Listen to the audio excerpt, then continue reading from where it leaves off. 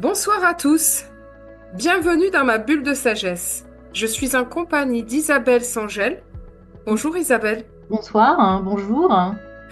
Alors, vous avez écrit le livre Nos lieux sont vivants et c'est donc cela dont nous allons parler aujourd'hui dans cette émission.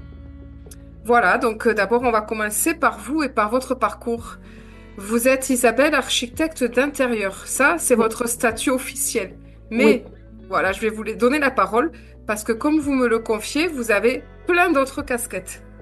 tout à fait. Alors déjà, architecte d'intérieur, c'est pas mon métier d'origine, puisque j'ai suivi le parcours des bons élèves, donc prépa, grande école, ensuite travail comme consultant en organisation, et puis bon, bah, ça s'est passé à un moment par un burn-out qui m'a obligé ou donné l'opportunité, je dirais plutôt, de me repositionner sur des choses qui avaient plus de sens pour moi. Donc, je me suis reconvertie comme architecte d'intérieur. Et voilà, la suite du parcours pour moi, c'était de toute façon de me former au Feng Shui, dont je connaissais pas grand-chose à ce moment-là. Donc, voilà, mon diplôme en poche, j'ai fait une formation en, en Feng Shui traditionnelle. À côté de ça, je me suis formée à la géobiologie. J'ai ensuite continué sur alors, tout un tas d'outils de la pensée chinoise en particulier les Bazi, ce qu'on appelle les quatre piliers de la destinée, qui sont, on va dire, le volet de connaissance de soi, là où le Feng Shui parle plutôt des lieux. Et puis, bon, des tracés régulateurs, le Yiking, enfin, tout un tas d'outils. J'avoue que j'ai passé une grande partie de mon temps à me former, à me développer aussi dans ma connaissance de moi-même. Et puis, depuis 18 ans, à peu de choses près, je suis donc installée, en théorie, effectivement, comme architecte d'intérieur, sachant que le gros de mon activité maintenant, c'est plutôt l'énergétique, avec le feng shui, les bases. Et en fait, l'idée, le fond de mon métier, c'est comment faire en sorte que les habitants et l'habitat et leur lieu de vie fonctionnent en bonne harmonie, en osmose, en symbiose, et que le lieu aide la personne à se développer, et que comment l'habitant aussi, quelle est la responsabilité de l'habitant par rapport à son lieu de vie. Mais alors, qu'est-ce qui vous a motivé pendant votre métier d'architecte d'intérieur? Il y a bien eu un moment donné un déclic. Voilà, elle vient d'où cette envie d'approfondir au-delà j'allais dire, des murs extérieurs et d'aller chercher le lien avec le bien-être. Il y a bien forcément quelque chose qui vous a mis sur cette... Ouais. Alors, moi, j'ai presque envie de dire que c'était avant. Ça date de l'enfance, en fait. C'est que moi, bon, là où j'habitais quand j'étais enfant, c'était un lotissement dans lequel il y avait des maisons qui se construisaient. Et puis, bah, pour construire des nouvelles maisons, il fallait détruire les anciennes, qui étaient des petites maisons insalubres, probablement. Et moi, ces maisons, je leur rendais visite, j'allais jouer. Alors, je ne me rappelle même pas à quel âge j'avais, je devais avoir une dizaine d'années, pas loin, ou dans ces eaux-là. Et donc, j'allais jouer dans ces maisons, et puis, pour moi, elles me racontaient leur histoire. Donc moi, voilà, je les écoutais. J'étais persuadée, en fait, à cette époque-là, que pour moi, enfin, les objets étaient vivants pour moi. Donc ces maisons me racontaient leur histoire. Après, un peu plus tard, il y a eu aussi, bon, j'ai eu on va dire des soucis qui ont fait qu'on a fait venir un géobiologue à la maison. Donc il y a eu déjà, en fait, dès l'enfance, il y a eu vraiment une sensibilisation sur le fait qu'il y avait autre chose au-delà de la matière, et que Oui. le lieu, c'était pas des mètres carrés fois un prix au mètre carré. C'est-à-dire que ce rapport un petit peu financier, patrimonial, d'investisseur, qu'on peut avoir avec les lieux, moi, il y a vraiment quelque chose qui me heurte de façon assez profonde, parce que pour moi, un lieu, c'est tellement autre chose. Donc, il y a eu ces déclics-là. Et puis, effectivement, quand j'étais consultante, en fait, j'étais très attentive à ce que disaient les lieux, et en particulier comment ce qu'ils exprimaient pouvait être parfois contradictoire avec ce que les managers essayaient de faire passer comme message. Donc il y avait vraiment des choses comme ça là-dessus. Et puis dans mes études d'architecture intérieure, il y a eu des petits déclics, hein, alors que je Oui, raconte hein, dans mon livre. oui. La Euh, lecture notamment vous parliez d'un conférencier. Alors, il y a eu Louis Kahn, qui est un architecte américain assez connu, hein, effectivement, il y avait une petite phrase. C'est des petites phrases, hein. C'était à un moment, il demandait en fait, il disait à ses étudiants, la question, c'est que veut être le bâtiment, que veut être le lieu? Et moi, je me suis dit, mais c'est vrai que, ben oui, il n'a pas tort. C'est-à-dire que le lieu, il n'est pas neutre. C'est pas une coquille vide. Il a une intention, il a un vécu, il a des envies, et puis il a des répulsions, hein.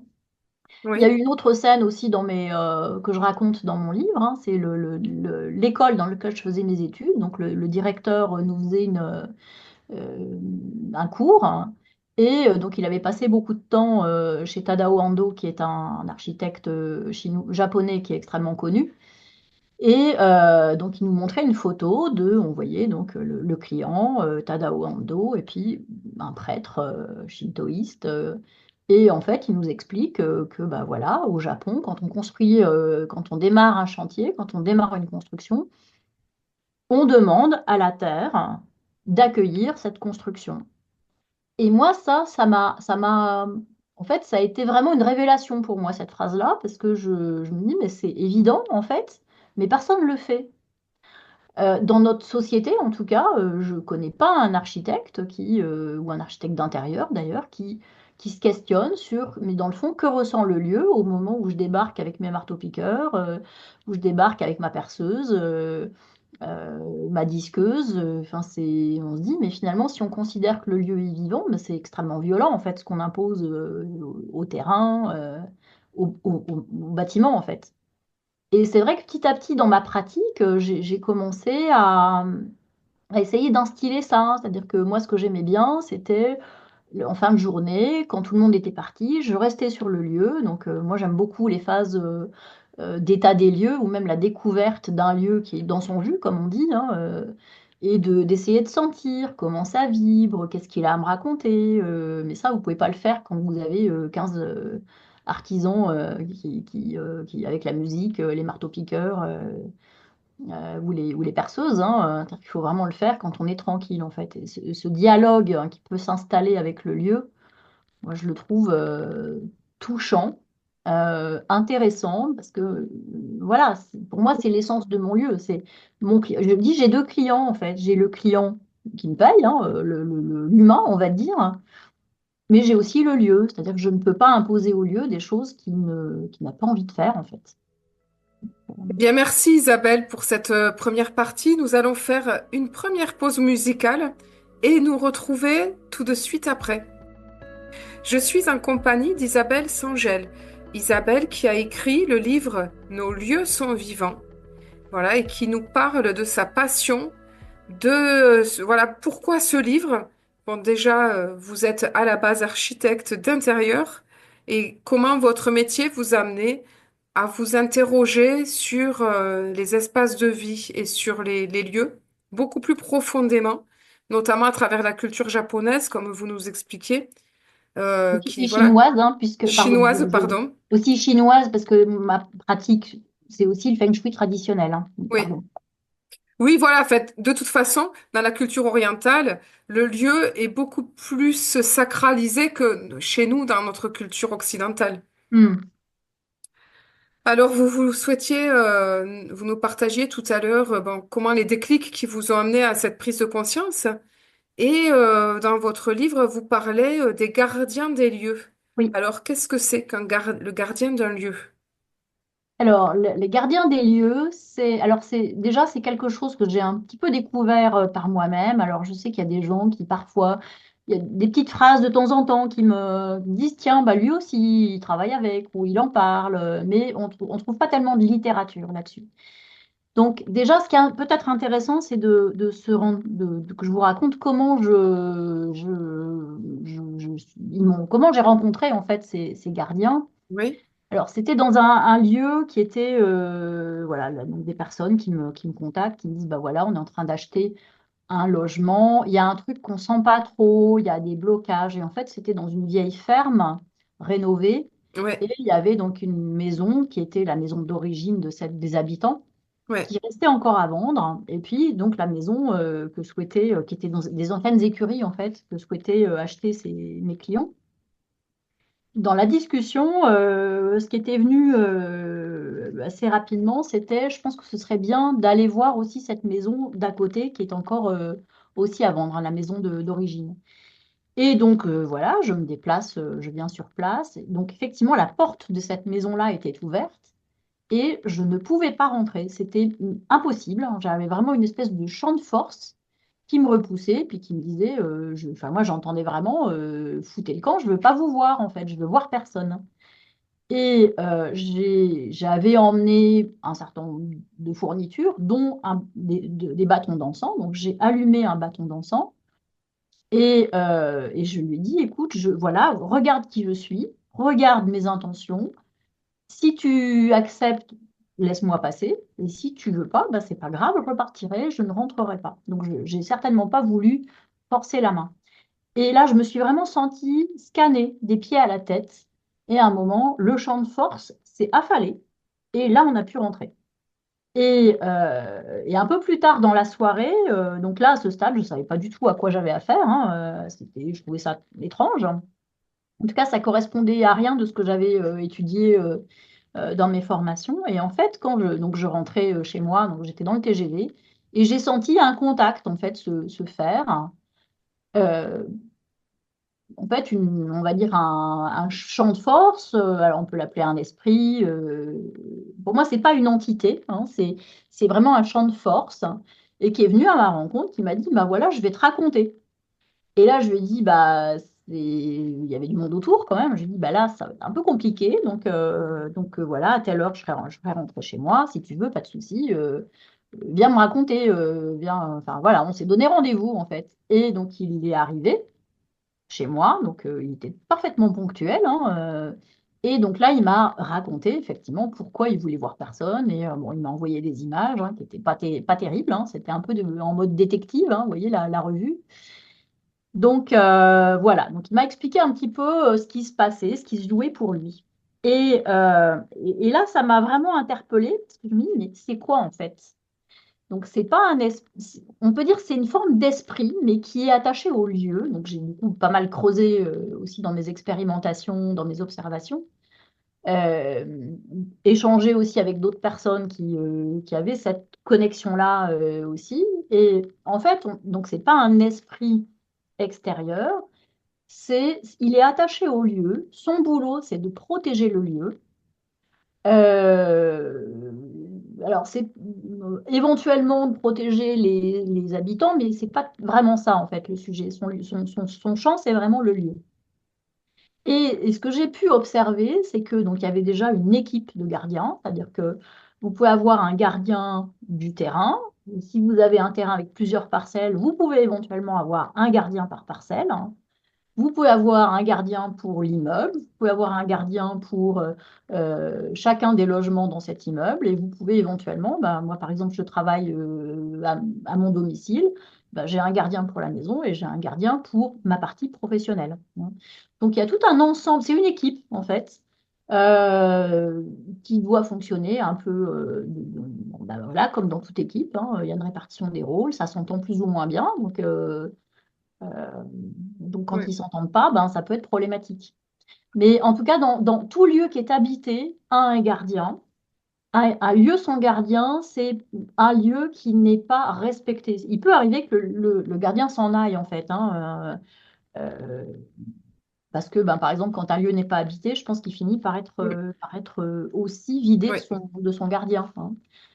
Mais un lieu sans gardien, c'est un lieu qui peut potentiellement être problématique. Il peut y avoir des intrusions, alors quand je parle d'intrusion, c'est aussi des forces extérieures, hein. C'est pas que, je parle pas que de souris ou Alors euh, moi j'avais une de question voitures. à propos de ça parce que c'est vrai que j'ai déjà visité comme ça pour pouvoir aménager des maisons, des appartements et effectivement j'ai ressenti ce sentiment précisément dans un lieu, mais on sentait, alors la personne qui nous a fait visiter, c'était une agence, ne voulait pas trop nous dire les Mm. conditions de l'ancien occupant.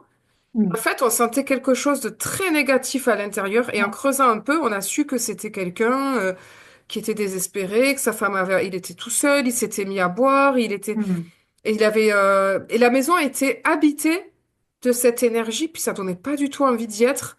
Est-ce que ça fait partie de ce que de vos découvertes, c'est-à-dire qu'un lieu peut rester imprégné quelque part de l'énergie de des personnes qui l'ont habité? Absolument, hein. Alors ça c'est beau. Je pense que c'est beaucoup plus documenté, hein, mais il y a donc effectivement dans un lieu, alors il y a la couche visible, hein, et puis il y a la couche plus subtile. Donc le gardien dont on parlait tout à l'heure, hein, mais c'est aussi les mémoires, hein. Donc alors les mémoires, il y a deux types de mémoires pour moi. Il y a les mémoires de ce que le lieu a vécu, bah, typiquement ce que vous décrivez, hein, le désespoir de l'ancien habitant. Donc ça c'est des mémoires. Et il y a aussi ce que nous on y ancre, hein. Le fait que, ben voilà, quand vous rentrez dans une pièce, tel motif sur le papier peint vous fait penser à tel souvenir, agréable ou pas agréable d'ailleurs, hein. Oui, Donc des ça, moi, choses. je parle plus d'ancrage émotionnel, en fait, dans Oui, tous les cas. l'écho que ça peut réveiller chez une Voilà, personne. tout Mm. ça, ça passe par les émotions. Oui, Et il y a effectivement ce qu'on appelle des entités. Donc des entités, pour dire les choses autrement, c'est des fantômes, hein. C'est des gens, c'est des esprits. oui, C'est des personnes qui ont été incarnées à un moment donné, puis qui là le sont plus, et qui, alors, soit typiquement les anciens, les personnes qui ont construit une maison, ils peuvent avoir tendance à rester là, ou d'anciens habitants, ou parfois ça peut être des gens qui nous connaissent, nous, qui ont éventuellement des trucs à nous raconter, hein. Euh, donc, et puis ça peut être voilà, des gens qui passent, qui n'ont pas forcément de message, mais qui sont de passage, tout simplement. Donc, alors, c'est des phénomènes qui sont très fréquents. C'est-à-dire que le phénomène. Alors, ça ne fait pas de la maison une maison hantée, hein, qu'on soit clair. C'est-à-dire que c'est pas les phénomènes de maison hantée, c'est quand il y a vraiment une difficulté, que c'est le- le- l'entité ou l'esprit il reste à demeure et puis il a décidé de vous embêter, en fait, hein. C'est un peu ce phénomène-là. Alors, moi, je parle. Ça peut arriver. oui. Moi, je n'ai jamais été vraiment confrontée à ça. Je pense que c'est pas mon chemin de vie. Par contre, des gens, des forces de passage qui peuvent se coller à nous ou pas, qui peuvent simplement traverser l'espace, oui, ça c'est très fréquent en fait. Mm. Eh bien, je vais vous interrompre, Isabelle, parce que nous allons faire une deuxième pause musicale et nous allons reprendre le fil de cette discussion, de cet échange, tout de suite après, en abordant justement votre spécificité à vous, qui est, là, on était dans des choses, on va dire, entre guillemets, plutôt négatives, mais vous, vous proposez de trouver, comment trouver son chez-soi, se sentir bien chez soi, que ce soit un lieu inspirant. Et donc ça, vous allez nous en parler tout de suite après. Je suis en compagnie d'Isabelle Sangel, qui nous présente son livre Nos lieux sont vivants. Un livre qui lui tient à cœur puisque elle nous y partage des clés concrètes pour vivre en harmonie avec son habitat, avec son chez-soi. Donc tout à l'heure, Isabelle, on parlait un peu bah, des forces qui pouvaient, enfin des gardiens des lieux, des forces qui pouvaient nous empêcher d'y être bien. Mais vous, vous proposez quand même des clés pour être bien. Alors concrètement, est-ce que vous pouvez nous en partager quelques-unes? Oui, alors je voudrais juste préciser, le gardien, il n'est pas négatif, hein. C'est-à-dire qu'il est prêt à nous aider dans la mesure où ce qu'on lui demande n'est pas en contradiction avec ses propres enjeux à lui, hein. Donc, mais il peut nous aider, hein. Moi, c'est des histoires que je raconte dans mon livre, hein, simplement. Et voilà, alors la première clé, c'est ça, c'est d'intégrer le fait que il y a dans le lieu une force, qui est une force agissante, hein, et donc de faire alliance avec cette force, de la considérer comme un allié. Alors, un allié, c'est pas quelqu'un qui fait exactement tout ce que vous avez demandé, hein. C'est quelqu'un qui a ses propres enjeux, donc il y a une négociation et ça se fait dans le respect. Donc la première clé, c'est respecter son lieu. Alors, ensuite, deuxième clé, c'est d'habiter ce lieu, c'est-à-dire que la relation avec ce gardien, elle va être d'autant plus euh, facile, bienveillante, que il va se sentir qu'on est attentif à ce lieu. Alors en Feng Shui, on parle le bon qi, hein, le Sheng Qi, hein, de nourrir la vie avec simplement en nettoyant, en rangeant, en évitant de s'encombrer avec des objets qui nous ramènent des mauvais souvenirs, hein, en évacuant les plantes fanées. Donc c'est déjà cette idée de nettoyer, de prendre soin du lieu. Et ça, c'est du ménage, hein, mais c'est aussi de la maintenance, hein, changer les ampoules, refaire les peintures quand elles s'écaillent, entretenir son jardin, enfin, c'est un peu tout ça. Donc ça, c'est important. L'idée, c'est vraiment de s'entourer de choses qui sont en cohérence avec le chemin qu'on aimerait accomplir. Et ça, c'est une autre clé, c'est que l'idée. Alors moi, je suis dans ma pratique de praticienne en Feng Shui, je suis toujours étonnée. Les gens viennent à moi, me consultent avec une espèce de peur hein, sous-jacente de « Ouh là là, est-ce que mon lieu va être Feng Shui? Qu'est-ce qu'on va me dire ?» Donc il y a un petit peu l'idée, et je pense qu'il y a vraiment une littérature Feng Shui qui a instillé l'idée que Oui, le lieu peut être un père fouettard. Le lieu, si on ne le traite pas bien, il peut nous oui. punir, nous faire tomber Ah malade. bah oui, puis plein de films d'horreur se sont inspirés de cette Ouais. idée reçue finalement. Oui, alors que le lieu, il n'est pas mis sur notre route pour nous chercher des coups dans la tête. Il est là pour nous aider, mais nous aider à quoi? En fait, c'est ça la question. Il n'est pas là pour nous aider à, euh, à atteindre des objectifs qui sont toxiques pour nous. Donc, si vous avez décidé que voilà, vous voulez trouver l'âme sœur et puis gagner beaucoup d'argent pour faire ce que vous voulez, faire plein de voyages ou que sais-je, le lieu, il n'a pas forcément de raison de vous aider à ça, a priori. C'est-à-dire que lui, son boulot, c'est de vous aider à avancer sur votre chemin de vie à vous. Donc, encore faut-il savoir quel est ce chemin de vie. Ah Et bah ça, c'est ce oui, qu'on fait avec les badzeux. Ils aident à ça, hein. C'est vraiment un super outil de connaissance de soi oui. et voilà, de comprendre quels sont qu'est-ce qu'on a, qu'est-ce qui nous équilibre en fait. Hein, ce qu'on cherche, c'est la vitalité en fait. Oui.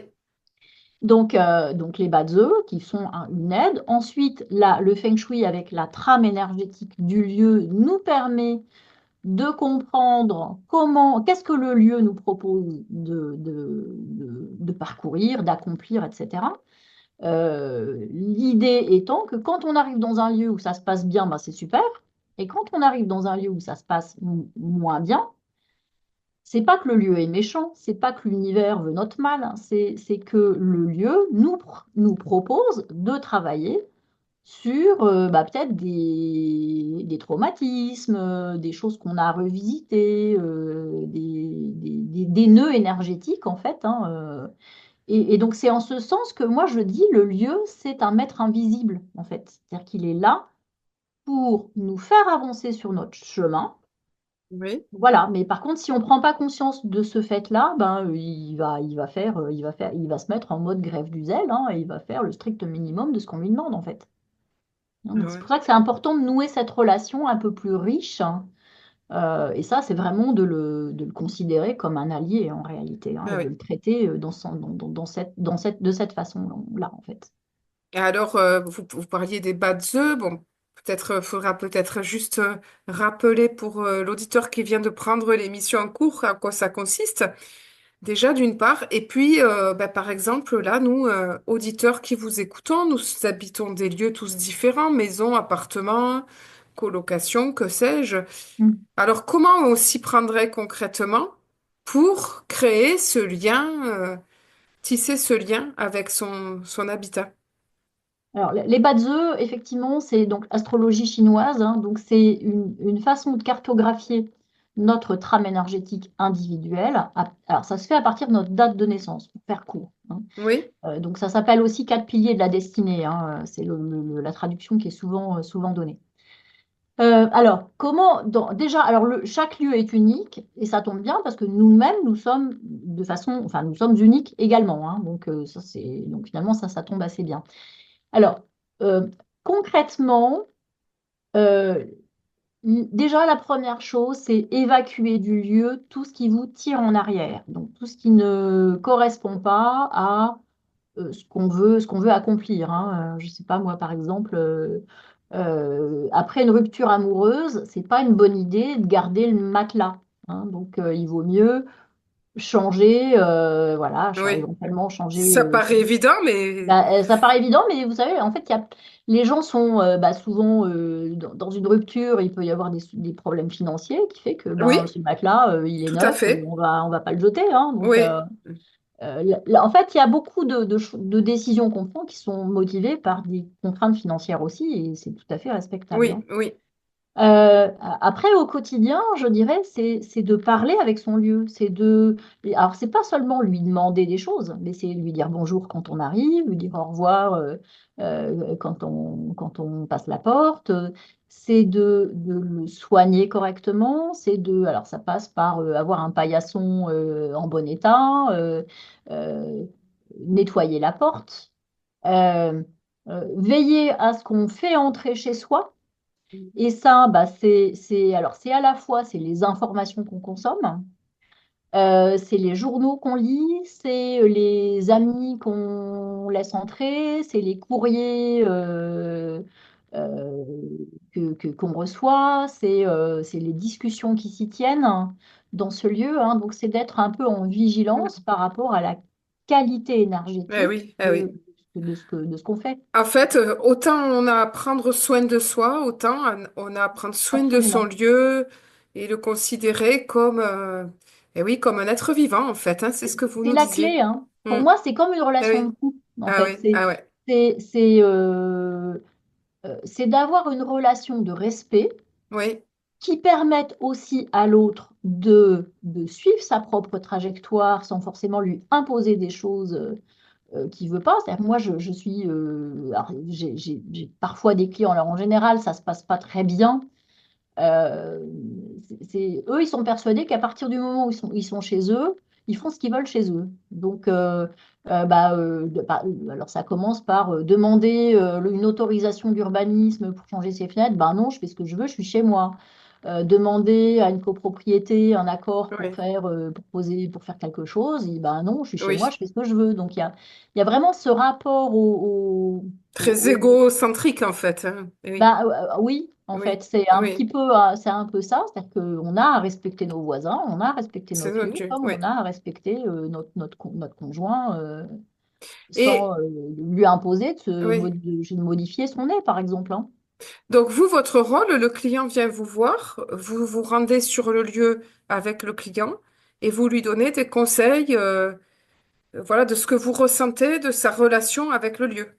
Alors, c'est précédé. Alors déjà, il y a tout un tas de choses que je peux faire à distance, hein, en particulier, moi, il y a une partie de mon activité qui est d'aider des gens à décider. Voilà, vous avez repéré un lieu, vous envisagez de l'acheter et vous posez la question de bah, finalement, est-ce que c'est une bonne idée ou pas? Oui, Très souvent, il faut se positionner assez rapidement. Donc, bon, ça, c'est des choses qu'on peut faire avec des vues aériennes, des photos, des plans. Donc, sur plan, on peut déjà faire pas mal de choses. oui, Après, c'est vrai que dans l'idéal, effectivement, c'est effectivement d'aller sur place. Mais ça, c'est précédé par une phase de préparation. Moi, enfin voilà, je fais tout un questionnaire. Je demande aux gens de m'envoyer des documents, des plans.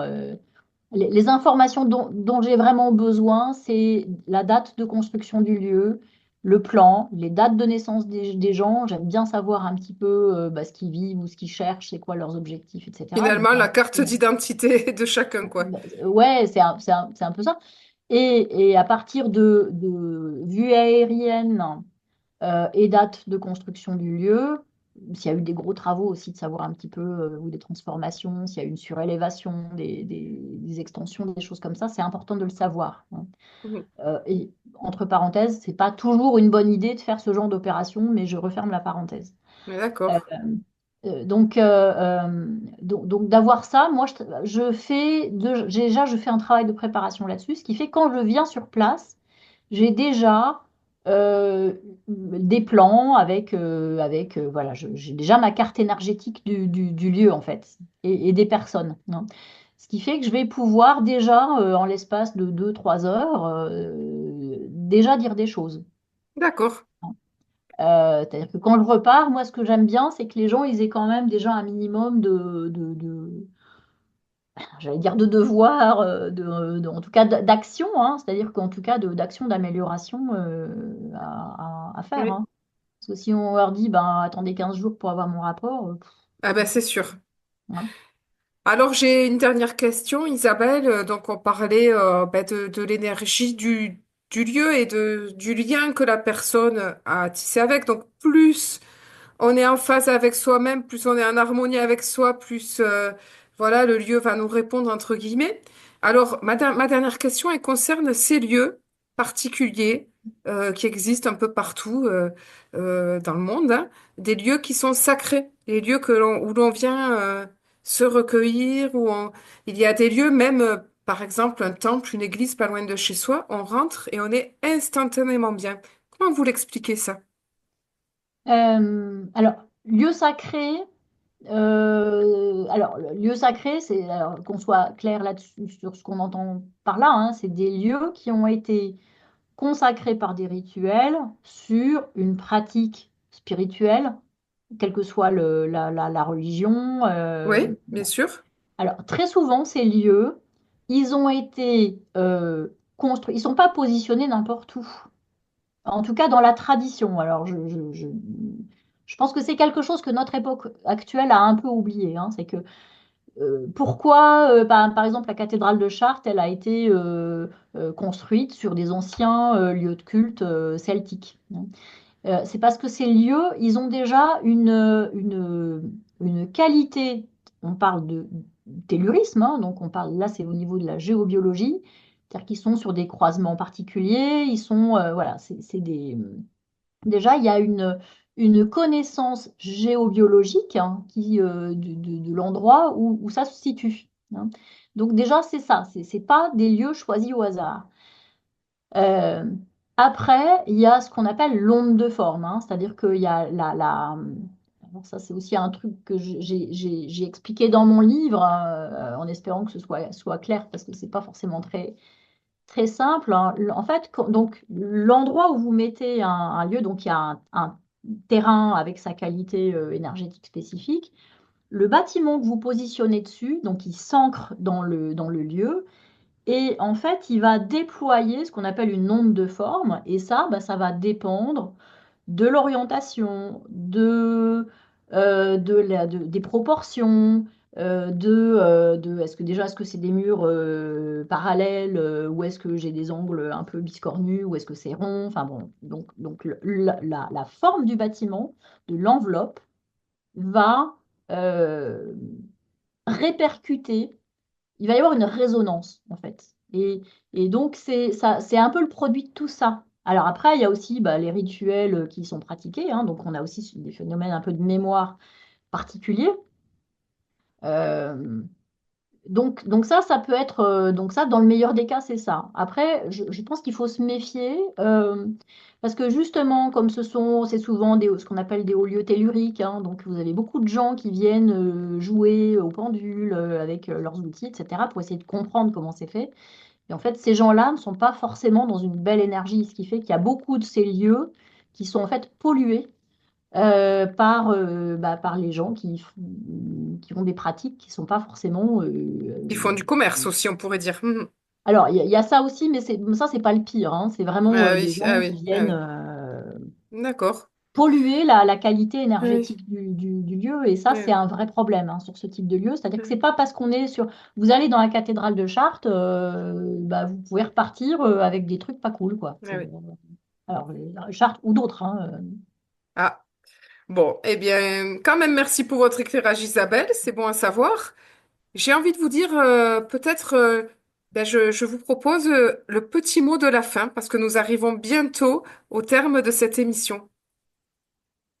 Le petit mot de la fin, ce serait de faire confiance à nos lieux, de nous laisser transformer par eux, de retrouver une forme de légèreté et de joie dans la relation avec nos lieux et d'arrêter de se faire peur, en fait.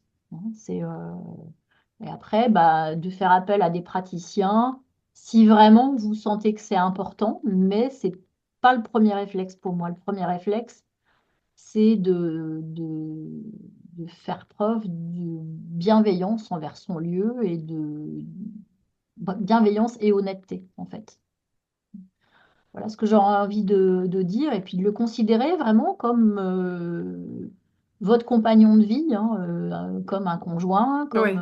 Qu'on retrouve un avec ami, plaisir le soir quand on rentre et que, c'est voilà, ça. et que l'on bichonne. Et que l'on bichonne, absolument. Je crois Mm. que c'est le bon mot de la fin, ça.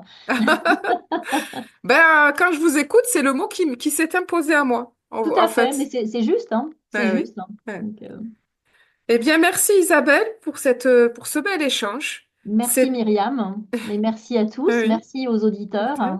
Voilà, on a eu, nous, des petits soucis techniques. J'espère que l'émission, vous allez l'apprécier.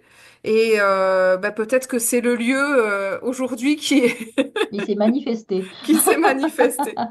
En tout cas, merci Isabelle. C'était Merci Bulle de beaucoup. sagesse avec Isabelle Singel qui a écrit le livre Nos lieux sont vivants aux éditions Le Lotus et l'éléphant. Voilà, avis aux auditeurs. Quant à moi, je vous retrouve la semaine prochaine pour une autre bulle de sagesse.